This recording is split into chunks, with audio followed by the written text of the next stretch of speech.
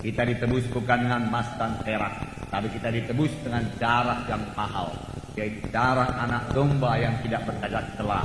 Kita ditebus oleh darah Yesus. Biarlah kita bersyukur, biarlah kita berterima kasih dan berhentinya kepada Tuhan atas anugerah karunia Tuhan yang begitu limpah. Sehingga kita pun disebut anak-anak Allah dan tidak masuk dalam hukuman, tetapi telah beroleh hidup yang kekal. Amin, saudara. Minggu yang lalu kita telah melihat mengenai gereja sel. Hari ini kita sambung lagi mengenai gereja sel. Biarlah gereja sel kita berfungsi dengan baik. Saya percaya kalau gereja sel kita berfungsi dengan baik, saudaraku, segera meledak antara jiwa-jiwa yang diselamatkan. Itu banyak jiwa-jiwa akan diselamatkan kalau semua sel grup berfungsi dengan baik, berfungsi dengan baik. Nah, saya bacakan kepada saudara dasar firman Tuhan tentang gereja sel. Jadi gereja sel ini bukan karangan kita, bukan karangan saya, bukan karangan kita, tetapi ini adalah Alkitabiah, seturut dengan firman Tuhan. Yang pertama dasarnya yaitu Tuhan Yesus memilih 12 orang murid. Tuhan Yesus tidak memilih 100 orang murid. Tuhan Yesus tidak memilih 1000 orang murid. Walaupun yang mengikuti dia ada kalanya sampai 5.000 orang lebih, bahkan sampai 20.000. Banyak penafsir mengatakan. Tetapi dia memilih 12 orang muridnya untuk dijadikan murid, untuk bersama-sama dengan dia. Tertulis dalam Markus pasal 13 sampai 15. Saya membacakan kepada saudara. Kemudian naiklah Yesus ke atas bukit. Dia memanggil orang-orang yang dikehendakinya, dan mereka pun datang kepadanya. Ia menetapkan 12 orang untuk diutusnya memberitakan Injil dan diberinya kuasa untuk mengusir setan. Puji Tuhan. Tuhan naik ke atas bukit. Ia memanggil orang-orang yang dikehendakinya. Ia menetapkan 12 orang. Bukan pula 20 orang, 12 orang. Itulah dia kehendak Tuhan Yesus memuridkan 12 orang. Kalau kita dalam hidup kita ini saja pun sanggup memuridkan 12 orang, sehingga mereka semua mengerjakan pekerjaan Tuhan sama seperti murid Yesus, saudara sudah berhasil. Saudara. Tetapi firman Tuhan berkata pekerjaan-pekerjaan yang kerjakan akan kamu kerjakan. Bahkan pekerjaan yang lebih besar daripada ini akan kamu kerjakan. Sebab aku pergi kepada Bapa. Tapi biarlah kita genap dahulu 12 orang murid, barulah kita naik lebih banyak lagi. Amin, saudara. Itu sebabnya jumlah jiwa-jiwa dalam KKS, dalam satu kebaktian kelompok sel, tidak melebihi 12 orang. Kalau sudah lebih 12 orang, kelompok sel itu sebelah jadi 2. Tetapi sebelumnya tentunya harus ada yang menjadi murid yang bisa memimpin KKS tersebut. 12 orang kudusnya memberitakan Injil. Memberitakan Injil. Jadi dalam KKS ada pemberitaan Injil. Dalam kelompok sel ada pemberitaan Injil. Dan diberinya kuasa atas setan-setan. Jadi sekaligus Tuhan melengkapi. Tuhan bisa melengkapi. Dan Tuhan mau melengkapi kita. Tuhan Yesus kemudian memakai sebagian besar waktunya untuk 12 murid ini. Walaupun tujuannya untuk menyelamatkan seluruh dunia. Tuhan Yesus tidak pontang-panting lari ke sana satu kota ke kota yang lain karena tujuan untuk menyelamatkan seluruh dunia, tidak. Dia memusatkan perhatiannya pada 12 orang murid yang akan ditinggalkannya untuk teruskan pekerjaannya. Yesus memilih orang-orang biasa untuk menjadi pemimpin kelompok sel. Bukan berarti saudara mesti bertalenta luar biasa, berhikmat luar biasa, tidak. Tuhan Yesus memilih orang-orang yang biasa saja menjadi muridnya. Kenapa? Karena Tuhan Yesus lebih mementingkan penyerahan diri daripada kesanggupan. Kesanggupan bisa diberikan Tuhan, tapi penyerahan diri seseorang kepada Tuhan tidak bisa dipaksakan Tuhan. Itulah dari diri kita sendiri. Tapi saya percaya siapa yang menyerahkan diri kepada Tuhan akan diberkati Tuhan, akan dipakai Tuhan, akan dilengkapi Tuhan. Amin, saudara. Puji Tuhan. Kita lihat lagi yang kedua dasarnya, yaitu dari gereja pertama. Sidang pertama bertemu di rumah-rumah. Yang pertama bertemu di rumah-rumah, juga pada waktu itu sekali-sekali dia masih kebaik Allah. Jadi dalam kelompok-kelompok yang kecil, bukan kelompok yang besar kalau rumah-rumah. Rumah sekarang pun tidak begitu besar, apalagi rumah zaman dulu. Ya, kalau muat 12 orang sudah besar lagi sekarang. Nah, Kisah 2, 46 berkata, dengan bertekun dan dengan sehati mereka berkumpul tiap-tiap hari dalam bait Allah. Mereka memecahkan roti di rumah masing-masing secara bergilir dan makan bersama-sama dengan gembira dan dengan tulus hati dan sambil memuji Allah. Dan mereka disukai semua orang. Dan tiap-tiap hari Tuhan menambah jumlah mereka dengan orang yang selamatkan. Nah, dengarkan baik-baik. Mereka masih berkumpul di bait Allah. Kita juga masih kebaktian minggu seperti ini. Ada kebaktian pemuda-pemudi, ada kebaktian kaum bapak, kaum ibu, dan lain seterusnya, ada 2 safar. Tetapi di samping itu mereka juga bertemu di rumah-rumah. Apakah mereka perbuat di rumah-rumah? Ini dikatakan mereka bersama-sama makan dengan gembira. Dengan gembira, amin saudara. Dalam KKS harus ada kegembiraan, harus ada gembira dalam KKS. Kemudian dengan tulus hati sambil memuji Allah. Jadi dalam KKS ada pujian pada Tuhan, ada persekutuan dengan Tuhan, ada kegembiraan, ada sukacita dalam KKS, ada persekutuan satu sama lain dalam KKS. Saudaraku, itu bukan persekutuan doa, itu bukan hanya penelahan Alkitab, bukan. Itu lebih daripada hal-hal tersebut. Itu adalah persaudaraan, keluarga Allah. Amin, saudara. Kita keluarga Allah. Minggu lalu kita dengarkan firman Tuhan mengenai ini. Tadi ada pujian kepada Tuhan, ada kegembiraan. Oleh sebab itu, saudara-saudara pemimpin KKS, saya nasihatkan saudara sebelum melayani berdoa dulu. Amin, saudara. Sampai Roh Kudus memenuhkan saudara. Sampai roh sukacita memenuhkan saudara, roh kasih Tuhan memenuhkan saudara. Hingga saudara datang ke KKS, saudara mengasihi jiwa-jiwa. Haleluya. Nah, dan tiap-tiap hari Tuhan menambah jumlahnya dengan orang yang beroleh selamat. Tiap-tiap hari Tuhan menambah jumlahnya. Kita masih minta 1 jiwa per minggu per KKS. Tadi mereka beroleh tiap-tiap hari Tuhan tambahkan, karena tiap-tiap hari mereka kebaktian. Nanti kita baca, ya. Karena dikatakan dengan bertekun dan dengan sehati mereka berkumpul tiap-tiap hari. Wah, luar biasa kelompok sel mereka. Tiap-tiap hari kumpul, tiap-tiap hari juga datang. Amin, saudara. Barangkali kalau kita laksanakan demikian, kita juga beroleh tiap-tiap hari. Puji Tuhan. Tetapi, saudaraku, 1 jiwa per KKS per minggu, saudaraku, sudah cukup luar biasa. Saudaraku, jiwa-jiwa akan bertambah. Percayalah ini, saudaraku. Nah, hari ini kita akan lihat nanti bagaimana pula kita menginjil. Tapi saya bacakan dulu dasar-dasarnya ini. Kisah 5:42 berkata, dan setiap hari mereka melanjutkan pengajaran mereka di bait Allah dan di rumah-rumah orang, dan memberitakan Injil tentang Yesus adalah Mesias. Yaitu di rumah-rumah, yaitu di rumah-rumah juga ada pengajaran, di rumah-rumah ada pemuritan. Amin. Tujuan daripada KKS supaya jiwa-jiwa menjadi murid dalam KKS. Kisah 20 ayat 20 saya bacakan. Sungguh pun demikian, aku tidak pernah melalaikan apa yang berguna bagi kamu. Ini Paulus berkata, aku tidak melalaikan apa yang berguna bagi kamu. Aku ajarkan semua.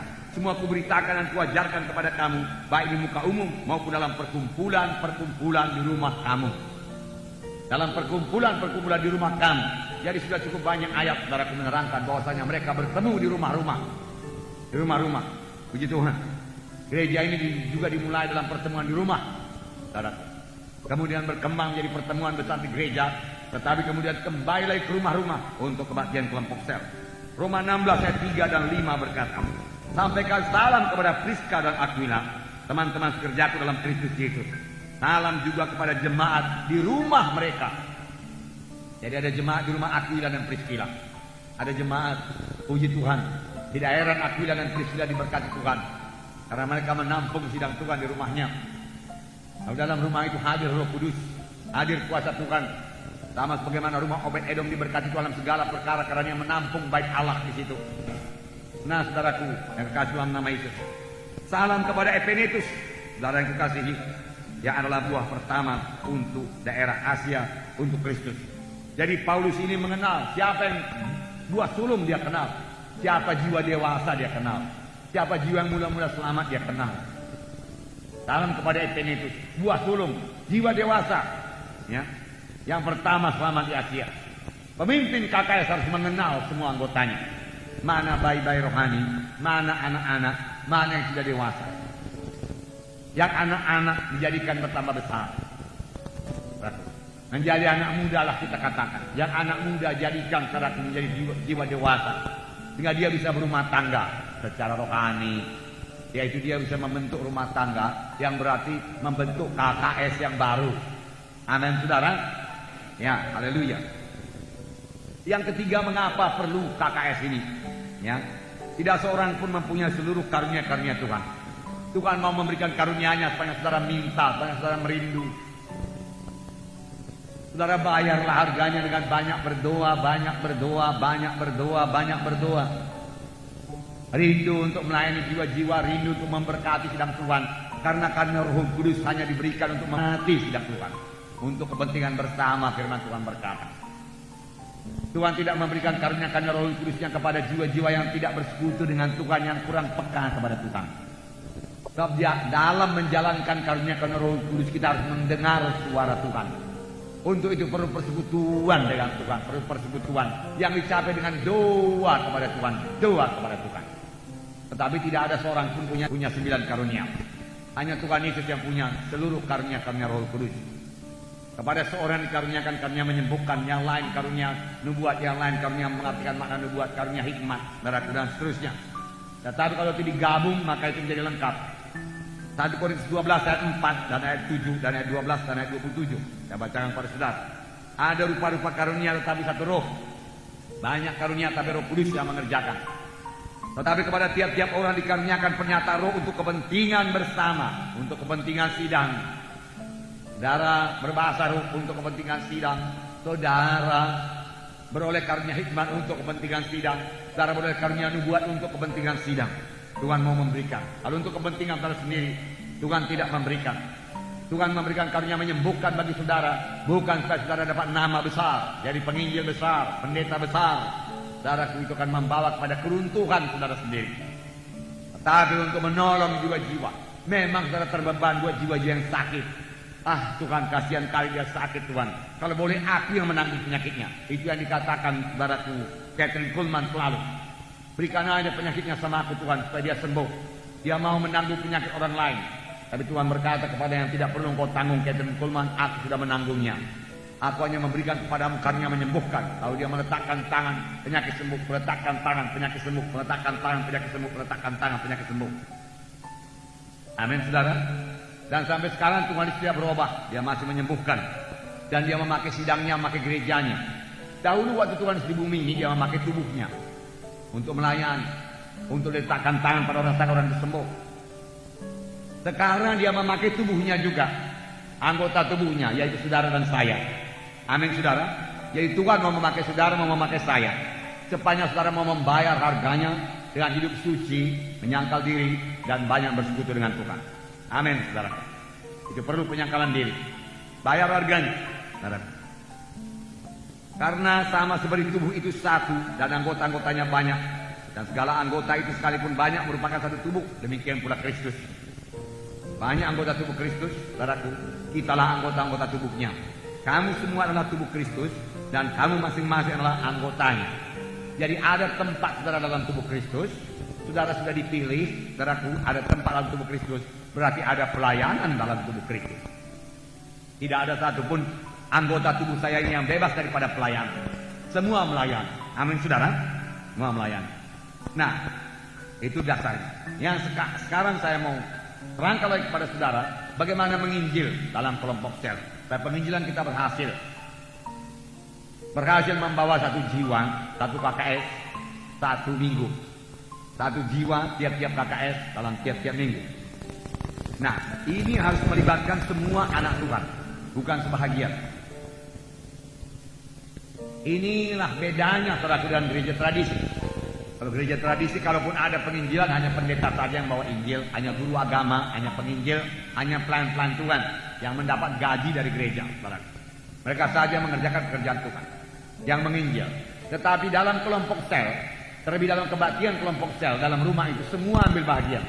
Tidak ada yang jadi penonton. Semua bisa menginjil, semua bisa memuridkan, semua bisa melayani. Ya. Semua bisa saling mendoakan, saling menolong satu sama lain. Semua berfungsi. Saling memberkati, mengunjungi, bersaksi, Di sini kalau kita bersaksi, saudaraku, nggak ada waktu. 2000 orang mau bersaksi.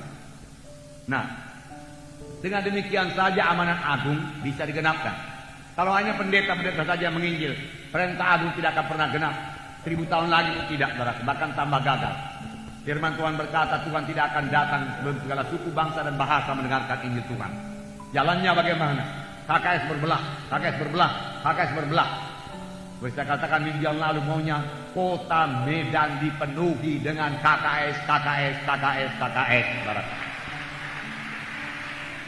Sehingga Tuhan hadir dalam rumah sana, rumah sini, rumah sana, rumah sini. Maunya jaraknya begitu dekat sehingga seolah-olah kedengaran suara nyanyi di sini dengan suara nyanyi di sana. Saya percaya itu menjadi terang Tuhan di tengah-tengah kota Medan. Mercusuar doa disampaikan di seluruh kota Medan. Lalu Tuhan pasti memberkati kota Medan. Roh Kudus pasti dicurahkan untuk kota Medan, saudara. Dan langit terbuka buat kota Medan. Amin, saudara. Langit terbuka buat kota Medan. Orang berkata di Seoul sana, Korea, gampang sekali menginjil, dia katakan. Tidak heran karena Choi Yong-gi memenuhkan, saudaraku, kota Seoul dengan KKS, KKS, KKS, KKS. Saudara, KKS-nya, saudaraku, puluhan ribu, saudara. Boleh jadi sudah 100.000. Saya nggak tahu bagaimana dia mengadakan pertemuan pemimpin KKS, saudara. Boleh jadi sudah di wilayah-wilayahkan. Ya, 100.000, saudaraku. Karena anggota mendekati 1 juta. Nah, sudah menyebar seluruh kota Seoul. Lalu gereja lain pun dapat berkat. Gereja-gereja di sana juga dapat jiwa-jiwa selamat. Lalu gereja lain juga menjadi gereja yang besar-besar. Biasa di Korea, saudara, kalau anggota gereja 5.000, gereja-gereja besar di sana membawa kemuliaan bagi Tuhan. Amin, saudara. Puji Tuhan. Di sini juga tidak mustahil itu terjadi, saudara. Nah, Matius 28 ayat 18, Yesus mendekati mereka dan berkata, kepadaku telah diberikan segala kuasa di sorga dan di bumi. Jadi, saudaraku, segala kuasa di sorga dan di bumi ada pada Yesus. Ada pada Tuhan Yesus. Bukan pada setan. Amin, saudara. Ya, saya tidak percaya kota Medan dikuasai setan. Saya tidak percaya. Kota Medan dikuasai Tuhan. Tuhan yang bertahta di atas kota Medan ini. Amin. Haleluya. Itu sebabnya kejahatan tidak bisa merajalela. Ditekan oleh kuasa doa anak-anak Tuhan. Amin. Kalau kita berdoa, Roh Kudus akan bertambah-tambah berkuasa di kota Medan. Tapi kalau anak-anak Tuhan melupakan fungsinya berdoa untuk dan tidak berdoa buat kota Medan, maka kuasa Tuhan juga tidak begitu bekerja, walaupun dia sebenarnya yang berkuasa di atas kota Medan. Segala kuasa di sorga dan di bumi ada padaku, kata Tuhan Yesus. Nah, setan bisa begini bergerak, saudaraku, karena anak-anak Tuhan belum menyampaikan doa yang sungguh-sungguh kepada Tuhan, belum bergerak memberitakan Injil, saudaraku.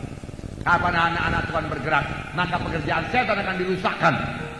Dan jangan takut kepada setan, karena setan sudah dilucuti senjatanya. Karena itu pergilah. Haleluya. Firman Tuhan berkata, pergilah, pergilah, pergilah. Bergeraklah, bergeraklah, bergeraklah, bergeraklah. Saudara mau memiliki KKS yang maju, bergeraklah, bergeraklah, bergeraklah, bergeraklah. Pergilah mengunjungi, pergilah mengunjungi. Jadikan sekalian bangsa muridku. Bukan menjadi petobat saja, bukan bertobat saja, bukan berdamai saja. Jadi murid, jadi murid, jadi murid, jadi murid. Amin. Jadikan sekalian bangsa muridku. Tuhan Yesus tidak berkata, jadikan mereka percaya kepadaku. Jadikan mereka itu muridku. Dan baptislah mereka dalam nama Bapa dan Roh Kudus. Kita juga membaptis mereka. Tanggal 5 ini ada baptisan, saudaraku, di Jalan Pancing. Saudara, amin, saudara? Di Jalan Pancing. Tidak di Medan Kota, karena Medan Kota lagi renovasi, saudara. Baptislah mereka dalam nama Bapa, Anak, dan Roh Kudus. Dan ajarlah mereka itu melakukan segala sesuatu yang perintahkan kepadamu. Ketahuilah aku menyertai kamu senantiasa sampai kepada akhir zaman. Ajarlah mereka itu. Jadi ada mengajar mereka lagi. Dalam KKS ini semua dilaksanakan. Yohanes 15 ayat 16. Bukan kamu yang memilih aku yang memilih kamu. Tuhan yang memilih saudara. Amin, saudara. Saudara selamat, saudaraku. Bukan karena saya memilih saudara. Tuhan yang memanggil saudara. Jalannya macam-macam. Ada melalui penyakit, ada melalui sukacita. Ya, dia sukacita, dia bertemu dengan anak Tuhan bersaksi, dia bawa pada kematian. Nah, saudara selamat di sini. Inilah dia rumah saudara. Amin. Inilah tempat saudara kebaktian. Amin. Inilah tudungan saudara. Inilah keluarga rohani saudara. Amin. Karena Tuhan memilih saudara di sini. Bertumbuhlah di sini sampai kepada maksud Tuhan. Dan aku telah menetapkan kamu. Ini berlaku bagi kita semua. Dia tidak berkata aku telah menetapkan kamu para pendeta. Enggak. Semua anak-anak Tuhan ditetapkan Tuhan untuk apa? Supaya kamu pergi dan menghasilkan buah. Dan buahmu itu tetap. Supaya apa yang kamu minta kepada Bapa dalam namaku diberikannya kepadamu.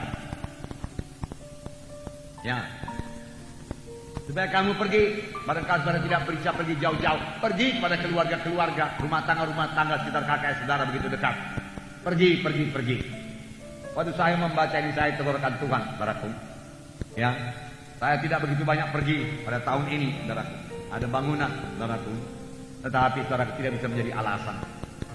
Saudara, tidak bisa. Paling-paling KKR saya, saudaraku, di Bali waktu itu, saudaraku. Ya, kemudian di Tangerang, saudaraku sedikit, saudaraku. Nah, saudara, di Bandung, saudaraku ada KKR, saudara. Baru 4 KKR yang saya ingat, saudaraku. Ya. Saya kepingin pergi, saudara. Haleluya, saudara. Tuhan akan buka jalan. Ya. Kadang-kadang gereja besar, haleluya, Tuhan enak memuji menyembah Tuhan, nggak mau pergi lagi, saudara. Selamanya Tuhan berkata pergi, amin, saudara. Pergi. Itu bahagian kita, itu bahagian saya, saudara. Pergi. Memang pergi ini, saudara, banyak perjuangan, banyak pergumulan, muka dengan setan, saudara. Jadi harus berjaga-jaga dan berdoa. Nah, saudara, saya membawa jiwa-jiwa kepada keselamatan, saudara. Itu pekerjaan yang besar yang dikehendaki Tuhan, yang membawa sukacita kepada Tuhan. Saya sebagai hamba Tuhan harus membuat Tuhan bersukacita. Dan kalau Tuhan bersukacita, saya pun bersukacita. Amin, saudara. Puji Tuhan. Nah, saudara boleh ikut kalau saya pergi, saudara. Haleluya. Yohanes 4:35-37. Bukankah kamu mengatakan 4 bulan lagi tibalah musim menuai? Tapi aku berkata kepadamu, lihatlah sekelilingmu, pandanglah ladang-ladang yang sudah menguning untuk matang, untuk dituai. Ladang-ladang sudah matang, ladang-ladang sudah menguning. Amin, saudara. Jadi kita harus bergerak menginjil. Sudah matang, sudah siap dituai. Inilah waktunya. Maka saya percaya saat inilah saat penuaian buat Tuhan. Ini saat kita menuai. Mari pakailah ini. Berdoa lebih dahulu kepada jiwa-jiwa itu, saudara. Sampai doa kita itu didengarkan Tuhan. Satu pekerjaan Tuhan tidak akan berhasil kalau tidak disiram dengan doa. Kalau tidak disiram dengan doa.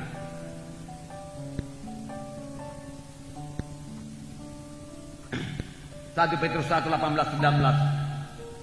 Sebab kamu tahu bahwa kamu telah ditebus dari cara hidupmu yang sia-sia, yang kamu warisi dari nenek moyangmu itu, bukan dengan barang yang fana, bukan pula dengan perak atau emas, melainkan dengan darah yang mahal, yaitu darah Kristus yang sama seperti darah anak domba yang tidak bernoda dan tidak bercacat.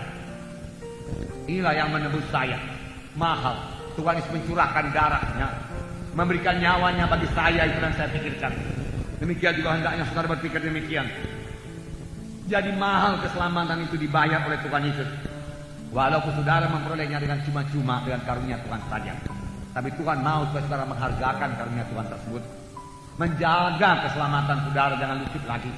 Dengan menyangkal diri, saudara, dengan menyangkal diri. Dengan menolak dosa, dengan menolak setan yang menggoda. Dengan mematikan semua kehendak daging ini, kehendak daging ini, kehendak daging ini.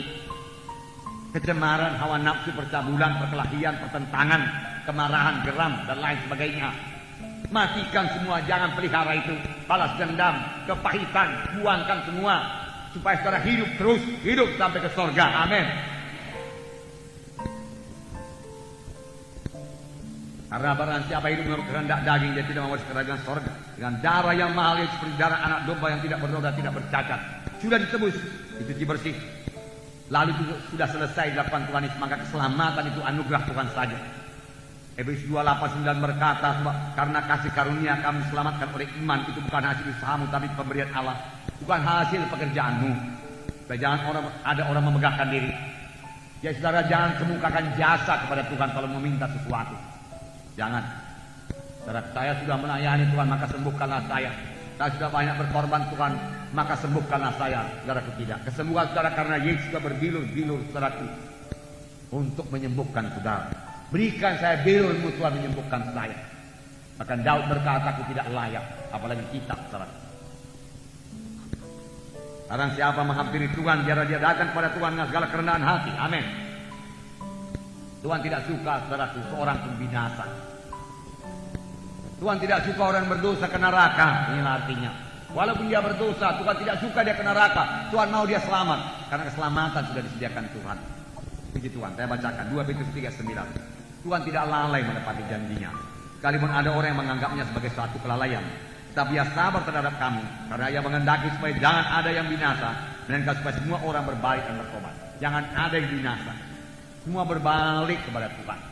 Berbalik, tinggalkan jalan yang lama, tinggalkan kegelapan, tinggalkan penyembahan berhala, tinggalkan jimat berhala, dukun-dukun, narkotika, barat. Tinggalkan semua, balik kepada Tuhan. Tinggalkan hidup dalam kecemaran, kenajisan, tinggalkan semua, balik kepada Tuhan. Tuhan akan mengasihani saudara dan selamat. Siapa yang menyeru nama Tuhan akan selamat. Roma 10 ayat 13 berkata, sebab barang siapa yang berseru kepada Tuhan akan selamatkan. Tetapi bagaimana mereka dapat berseru kepadanya jika mereka tidak percaya kepada dia? Bagaimanakah mereka dapat percaya kepada dia jika mereka tidak mendengar tentang dia? Dan bagaimana mereka mendengar tentang dia jika tidak ada yang memberitakannya? Dan bagaimana mereka memberitakannya jika mereka tidak diutus? Seperti ada tertulis, betapa indahnya kedatangan mereka membawa kabar baik. Itu sebabnya kita perlu masuk gereja lokal, masuk kelompok sel, supaya kita bisa diutus untuk memberitakan Injil. Lalu jiwa-jiwa saudara mendengarkan Injil Tuhan. Lalu jiwa-jiwa saudara percaya kepada Tuhan. Lalu dia berseru kepada Tuhan, dia pun selamat. Bagaimana mereka berseru kalau mereka belum percaya? Bagaimana mereka percaya kalau mereka belum mendengar? Bagaimana mereka mendengar kalau tidak ada yang memberitakan? Harus ada yang memberitakan. Siapakah memberitakan Injil ini? Malaikatkah? Tidak. Tuhan Yesus tidak, dia sudah di sorga. Siapa yang memberitakan Injil sekarang? Saudara dan saya jadi pemberita-pemberita Injil. Semua kita sudah dipanggil Tuhan. Firman Tuhan berkata dalam Matius 10 ayat 7 dan 8. Pergilah dan beritakanlah. Kerajaan sorga sudah dekat. Sembuhkanlah orang sakit. Puji Tuhan. Bangkitkan orang mati. Puji Tuhan. Tahirkan orang kusta. Usirlah setan-setan. Kamu telah memperoleh dengan cuma-cuma, karena itu berikanlah pula dengan cuma-cuma. Perhatikan ini saudaraku. Pergilah dan beritakanlah. Pergilah dan beritakanlah. Pergilah dan beritakanlah. Pergilah dan beritakanlah. Amin saudara. Kita harus pergi dan memberitakan Injil. Dan kita memberi buah kepada Tuhan. Laksanakan kehendak Tuhan. Kemudian dikatakan sembuhkan orang sakit. Bagaimana caranya saudara berkata menyembuhkan orang sakit? Saudara bisa meletakkan tangan untuk orang sakit. Dan firman Tuhan berkata orang itu akan sembuh. Bukan saudara yang menyembuhkan, Tuhan yang menyembuhkan. Amin. Aku meletakkan tangan untuk orang ini, Tuhan kau sembuhkan dia. Genapkan firman Tuhan. Dalam nama Yesus terima kesembuhan. Amin. Dalam nama Yesus setan keluar daripadanya. Dalam nama Yesus bebas daripada narkotika. Tanda orang percaya mereka meletakkan tangan orang sakit orang itu sembuh. Amin. Kemudian bangkitkan orang mati. Bangkitkan orang mati. Bangkitkanlah saudara. Amin. Ya. Amin saudara. Filipus contohnya kisah 8:4-8. Dan Filipus pergi ke suatu kota di Samaria dan memberitakan Mesias kepada orang-orang di situ. Ketika orang banyak itu mendengar pemberitaan Filipus dan melihat tanda-tanda yang diadakannya, maka semua orang dengan budak hati menerima apa yang diberitakannya itu. Saudara mau tanda-tanda, beritakan. Jangan tanda dulu baru berita. Karena Tuhan meneguhkan berita kita dengan tanda-tanda. Lalu katakan kepada jiwa-jiwa yang sakit itu, saya akan berdoa supaya saudara sembuh. Tuhan Yesus yang menyembuhkan saudara, katakan. Lalu saudara berdoa meletakkan tangan dan bangkitkan orang itu dalam nama itu. Maka tanda-tanda akan Tuhan berikan. Orang bertanya, mana tanda-tanda pelayanan saya? Tidak ada. Karena saudara tidak bertindak. Mari saya letakkan tangan. Sakit. Oh, mari saya doakan. Mari saya doakan. Boleh jadi jiwa baru dia segan minta supaya didoakan. Saudara menawarkan anugerah Tuhan, keselamatan dan kesembuhan dan kelepasan padanya. Amin. Mari setelah terikat narkotika saya mau membebaskan saudara. Saya akan meletakkan tangan dan Tuhan membebaskan saudara. Maka tanda akan menyertai. Amin saudara. Tidak ada tanda karena saudara juga tidak tidak meminta, tidak mempraktekkan firman Tuhan, tapi jangan secara paksa. Amin. Nanti saudara mengunjungi jiwa-jiwa yang sudah saudara doakan sungguh-sungguh, boleh jadi 1 minggu saudara berdoa buat jiwa tersebut, tapi kelihatannya dia sama sekali tidak menerima Injil Tuhan. Tidak apa-apa. Jangan paksakan memberitakan Injil Tuhan kalau mereka tidak mau. Amin. Tunggu kesempatan yang lebih baik. Berita Injil bukan secara paksaan. Nanti Tuhan akan membuka jalan. Dan kalau saudara sudah mengunjungi dia, walaupun pada kunjungan itu tidak terjadi pemberitaan Injil, paling tidak saudara sudah bersahabat dengan dia. Jangan lupa tadi firman Tuhan berkata, mereka disukai oleh semua orang. Mereka disukai oleh semua orang. Saudaraku, semalam saya mendengar cerita. Saudara, ada satu jiwa di KKS, bukan di KKS, di Jalan Sumatera tempat dia juga masuk KKS. Dia sekelumpuh laki-laki, kalau saya tidak salah umurnya mungkin kira-kira 50-an 60 tahun. Saudara, lalu apa di perempuan Poisim ini? Poisim, saudara tahu, manajer saudaraku Glove Factory, buruhnya juga lebih 1000 orang. Ya. Tiap sore pulang dari kantor, dia singgah di rumah orang tersebut yang lumpuh itu. Saudara, yang keadaan ekonominya jauhlah di bawah Poisim ini. Dia mandikan, dia lap, dia ganti baju, lalu dia ajak berdoa, dia letakkan tangan, dia pulang tiap hari. Famili-familinya heran semua melihat. Kita harus mengasihi jiwa-jiwa karena Tuhan Yesus mengasihi jiwa-jiwa. Sebenarnya pada waktu kita selamat, Tuhan mengubahkan hati kita dari mengasihi diri sendiri dan mengasihi orang lain. Ini dia kurang mampu dan kita rindu keselamatan mereka. Dia tunjukkan itu roh yang benar. Amin, saudara. Kalau itu belum terjadi, sebenarnya itu sudah ada lama heran. Tidak hanya dibunuh oleh kehendak manusia, kehendak daging. Dia mandikan, dia lap, dia ganti baju, saudara. Jadi pada hari kebaktian kelompok saya tanpa memberitakan Injil, jangan terlemahnya berkhotbah. Tetapi saya yakin 15 menit aja nanti 20 menit cukuplah untuk menerangkan firman Tuhan yang disampaikan pada hari ini, jalan Tuhan dan bagaimana mempraktekkan. Banyak cara memberitakan Injil, mau hikmat daripada lalu dalam fellowship tanyalah saya jiwa-jiwa. Biar kalau kita jadi Kristen suka jadi benci orang selamat. Memang siapakah familimu yang belum selamat? Banyak. Siapakah keluarga-keluarga di rumah ini yang orang Parisi di sekitar rumah ini akan dia belum selamat? Rumah tangga yang tidak mau ada di sekitar mereka. Siapa? Supaya kita doakan banyak yang bukan dikunjungi terus.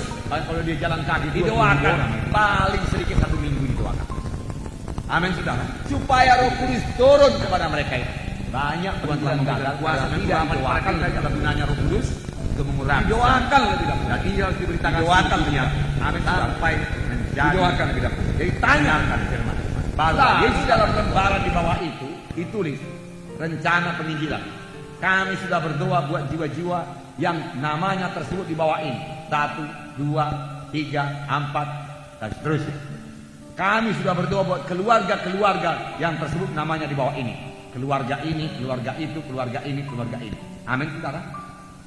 Lalu Roh Kudus akan turun kepada keluarga-keluarga tersebut karena kita sudah berdoa. Amin.